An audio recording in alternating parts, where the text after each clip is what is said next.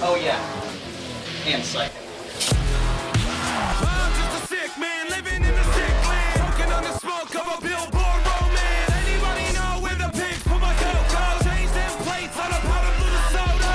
No, it ain't Johnny 3T. Not till the gun gets number 3. I'm sick on sick shit, it's just like me. Never forgotten. This is the anthem for this sick and rotten. Never forgotten. If I'm being honest, I do like the intro. I think that's a pretty, for me at least, it's a pretty intense. It is a intro. good intro, but at the same time, kind of like how it's a good scene with when they killed Randy in the second one.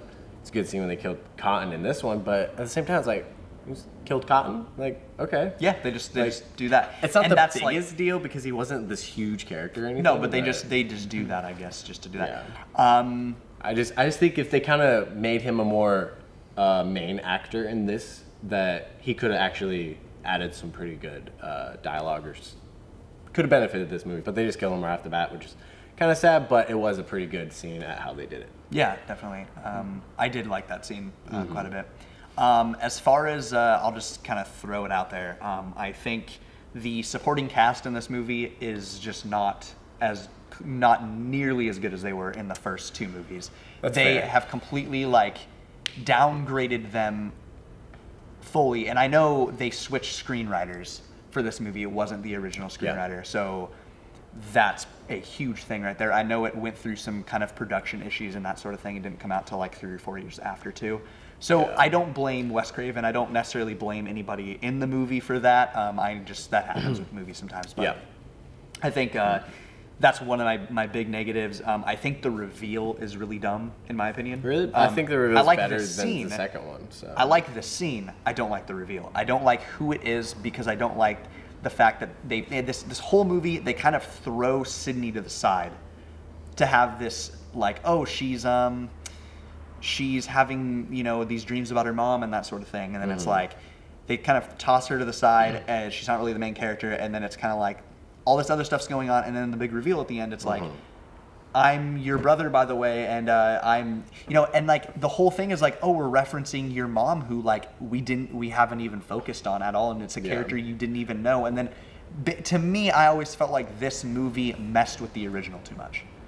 Mess with what the original That is established. that. However, they literally addressed that with Randy's videotape, which was But I felt great like that they had that a was, Randy I little felt thing. like that was just a really force-fed thing, though. Yeah, it was literally opinion. because Wes Craven really wanted Randy to come back, Yeah. and he's just like, Understandably. they literally debated. But that was okay. So I really like that part because that was that is something that Randy would do. exactly. Yeah, but it felt a little bit force-fed for one to have Randy in it, for two to just kind of make this If anything, story it was just work. kind of how his sister popped in and left.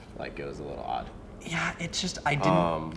Yeah, but the thing with because they were playing on the tropes. I think that what they did with her mom and whatnot, that was all because they were trying to play on the tropes. With how the third one always kind of goes back to the first one and kind of rewrites it. They were literally playing on that because that's been done so many times. So they didn't overdo it, in my opinion, and they did it a decent way. I do think they did kind of focus on her mom a little more than they needed to, with the little dreams and ghosty type feel thing 'Cause it where had was that to in it. two? Yeah, exactly. So That's if one anything, big I would thing. definitely say that's a lower part of it is all the dreams and whatnot. But no, I was into Roman being the brother and everything and his motives. And I did like the fact that he was just one killer instead of two, just because if they did two again, it probably would have just felt like, wow, you just rehashed the first two again. thing. I think the finale scene when she goes back in there, I mean, there's a lot of to me, there's a lot of dumb stuff in that scene leading up to that I don't even want to get into, but there is, I do like the fight scene between them. And that's one thing I will say is consistent through these movies, is Sidney Prescott's probably the best final girl that there's been in any slasher movie ever. And she's kick-ass in this movie. Yeah. A little thing with that, when she first he like shoots her or something, but then I think she had a bulletproof vest or something. Yeah, I don't know. I think She something like that. so then she like gets away, the power gets cut, and he's like looking for her, and then she starts kind of fucking with like calling him and stuff, and he's just like looking for it. Really good scene. And she pops up behind the counter and like stabs him in the back. So that scene, they had, you know, a prop knife. However, it did actually have like a point to it, and it was a solid knife. It was a prop, wasn't sharp. And they put like a plate, like some type of metal, like protective plate, on his back, and she missed it and actually stabbed him. So his like, oh fuck, like face is like he actually got stabbed. That's crazy. It wasn't super serious, but he did like bleed a little bit. Interesting. So he was literally reacting to getting stabbed. That's pretty crazy. I didn't know that. That's Yeah. interesting. But yeah, I'm a big fan of the ending and whatnot. The reveal of his reasons, you know, could have been better, I suppose, but just how everything plays out, I'm a big fan of. I really like the little Hollywood movie set vibe it's got going on. That was pretty neat. Yeah, that was neat. Yeah. And like a lot of Hollywood movie set? What? Movie? Whoa. Movie shit. set? Movie set? Was this Scream 5? But and especially like there's lots of horror movies that have done that. The movies like set, you know, Chucky did it, Nightmare did it, a bunch of different ones did it. I definitely think Scream did it the best. It's That's an just easy me. way to save money when you're making a movie. Yeah. Film it on a movie set. Film Yeah, for your sure. set being a movie set. It is so much easier, trust me. When we were just like, oh, worried about what's in the shot, it's like, wait, we're on a movie set. Doesn't fucking matter what's in the shot. Yeah. But yeah, those are my personal thoughts. I really like it. It has its strengths above 2, but then 2 has its strengths above it. So what about you, Barrett? How do you feel about it? I like it a lot. Levi's wrong. Yeah. One thing.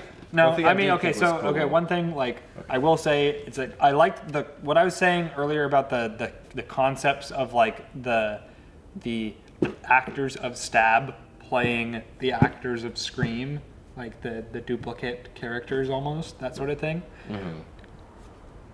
The actors themselves didn't necessarily do like an amazing job. No. It's just I really like the concept there. Yeah, the concept. Some of them were better than others. But yeah, there was a little bit of weakness I'm being honest, there. I'll annoy the shit out of him. Oh, not me. But then also like being on the movie set, the replica houses and stuff, I thought was really cool. That was actually a pretty cool scene. Yeah. Like I said, there's a lot of stuff in the kind of finale. And Yeah. like, you know, there's some good scenes in there. It's not all bad. I think it's an okay movie for sure. And I do appreciate like the little scenes where, you know, Ghostface is wearing a bulletproof vest and he actually gets shot.